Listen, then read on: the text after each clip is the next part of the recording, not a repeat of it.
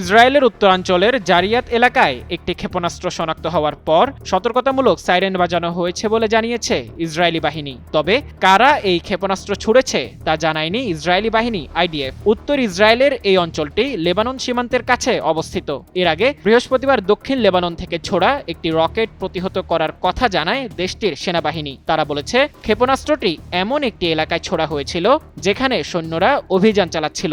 এ বিষয়ে আর কোনো ব্যাখ্যা দেয়নি ইসরায়েলি বাহিনী। তবে আইডিএফ এর বরাতে টাইমস অফ ইসরায়েল জানিয়েছে জারিয়াতে শনাক্ত হওয়া ড্রোনটি ভূপাতিত হয়েছে কিনা তা যাচাই করা হচ্ছে। ওই ঘটনার সময় সীমান্তবর্তী এলাকা মিসগাভ এম ও কেফার জিলাদিতে সতর্কতামূলক সাইরেন বেজে ওঠে। আন্তর্জাতিক বিশ্লেষকরা বলছেন নিয়মিত ড্রোন হামলা এবং পাল্টা গোলাগুলি প্রমাণ করে যে সীমান্ত এলাকাটি এখনও যুদ্ধের ময়দান।